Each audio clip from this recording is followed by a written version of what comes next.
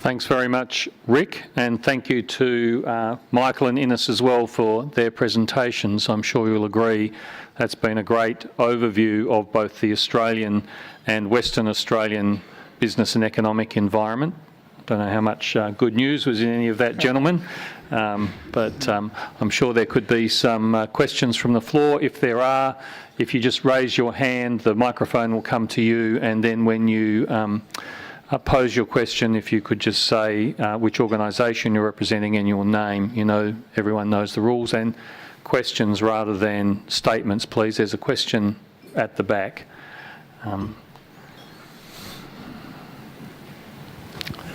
Thank you.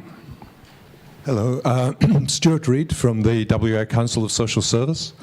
We've recently just done some work with the Curtin Not-for-Profit Initiative on the economic impact of the community services, the charities and not-for-profit sector. And I guess I was surprised that the sector didn't get a mention as a driver of the economy, having had a look at that data, which shows we're about 7% of the state's workforce, and that's equivalent to the manufacturing industry. We hear a lot of fuss when we lose 400 jobs in the manufacturing industry, but not so much in the community services sector. I wonder if this is an area too where there's going to be enormous growth, both in demand and in the delivery of services. I'd like to hear your comments on the sector as a driver of economic growth and investment in that sector as an important investment in the economy of Western Australia. Okay, thank you for your question. Innes, do you want to start off? Brief answers, please, gentlemen. Sure, not a problem. I presume, Stuart, you're primarily, in terms of growth, referring to the health sector and aged care sector as key drivers of growth, and undoubtedly they will be key drivers of employment in the decades ahead as our demographics change as we get older as the society and as needs change, and it's undoubted that those two components of that sector that I think you were referring to will be big drivers of growth. You raised the point around manufacturing. When 400 jobs go in manufacturing, you hear a lot about it. Well, you do hear a lot about it because that relates to diminishment of supply chains through the economy, loss of skills in terms of building the productive side of the economy. That's where the difference lies. But the reality is that across manufacturing and through supply chains, we're seeing significant changes in the way that businesses go about doing business. The investment in new technology, the investment in going global, thinking that you have to be part of a global supply chain, are key differences in that sector, in the manufacturing sector. And I think as we progress down this transition, we need to think of manufacturing less as about jobs, but more in terms of output as its impact on the national economy. Thanks, Innes. Just in the interest of time, I'll just leave it at that. Are there other questions from the floor? Oh, there's this gentleman over here. There's a microphone coming to you now, just behind you. Doug Mackay from Hudson Executive Recruitment. Western Australians seem to be pretty innovative and entrepreneurial in their approaches, and certainly the reporting of export services and consulting services seem to be underrepresented in GDP. What do you think the impact of technology and export services to other parts of the world, particularly China, may have as an impact as the resources boom has a continued drop in Western Australia? So, Michael, do you want to have a go at that?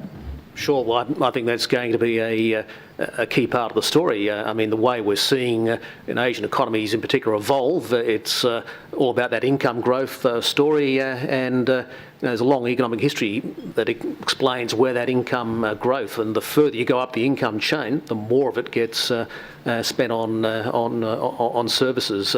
So all those sort of areas, I think, is where a lot of the growth is going to be in future years. And I mentioned tourism and education as the two most obvious service areas. Well, they already rank in our top 5 exports. So all that focus on iron ore and coal and the like, and the reality is you've got these other service-related areas taking up. We normally run a deficit in our services trade with the rest of the world. That's shrinking rapidly at the moment, and clearly the opportunities are there for sectors well beyond that tourism and education base that we have right now. Just one thing I'd just quickly add is that I think in 2012 the Chinese made it very clear they wanted to become a services-oriented economy themselves. So my only sort of point I'd like to sort of follow up with Michael is to say that we don't have a monopoly on this, and we need to sharpen our skills right across these sectors, particularly through the region, as the whole region becomes more services-oriented, to make sure that we pick up more than our fair share of what's on offer. Thanks. Just do one quick addition on that. I mean, the largest accumulation of software exports in the mining sector comes from WA. So we do play a significant role already in the services area, and we should continue to focus on areas where we do have a comparative advantage, like mining, oil and gas, agriculture. So and we are moving in that place already, but there's more that could be done. Thanks very much, Rick. We have a question from CEDA President, John Langland. Thank you, Tim. John Langland from CEDA. Thank you for your presentation. So a good coverage of where we sit, both in terms of economic conditions and, Rick, from the state's finances point of view. CEDA spent the last 2 years advocating for the need to get budgets back into balance and the urgency of that being imperative, given that the debt growth is now enormous, both at the national level and at the state level. We're now having a debate at the national level as to whether we need higher taxes to fund that, as distinct from a concentrated effort to reduce expenditure. And at the state level, Rick, even if the best option is to get debt or the budget back into surplus and debt down over the next decade, then we're going to have a huge difficulty on our balance sheet.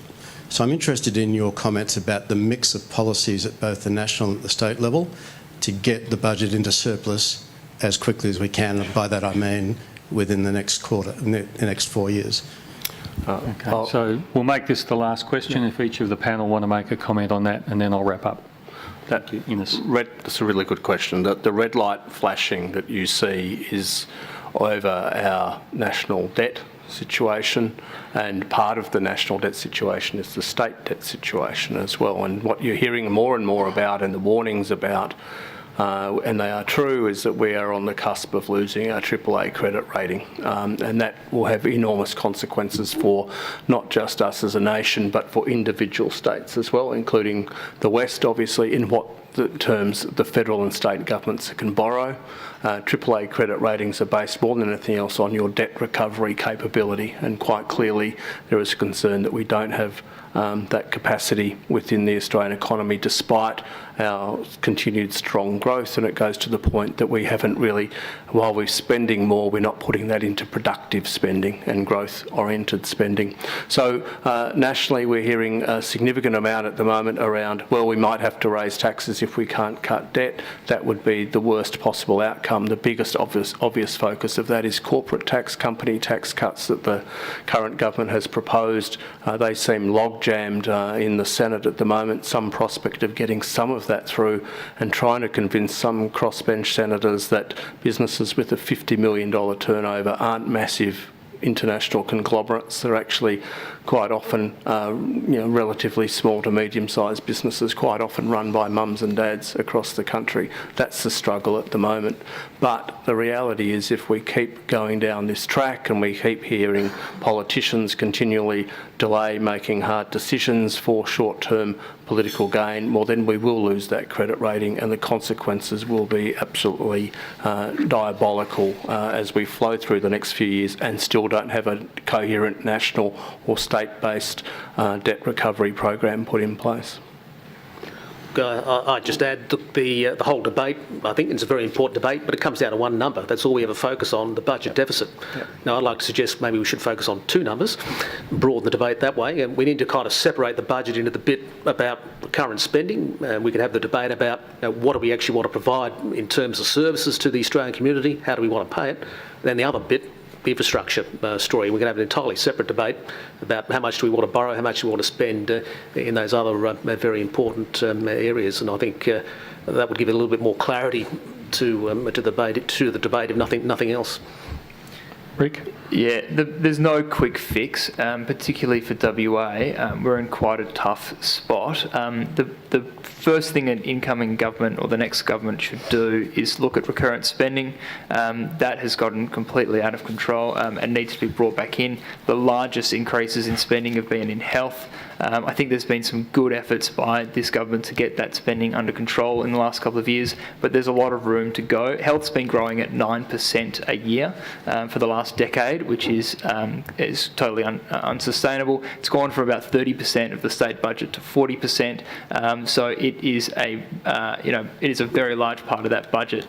So getting spending under control is the first thing they have to do. And then, like I said, you need to look at structural changes to the state's finances, which is a recycling of assets. And I think what's often forgotten is that when if you sell an asset or partial sale of an asset like Western Power, the government receives that money back and then puts that money back into more infrastructure. So the value to the people of Western Australia actually remains there, and you build more infrastructure that only the state can build. So that's a real missed opportunity. If you don't start to recycle those assets, you miss out on other infrastructure that you could have and you could all enjoy and benefit from.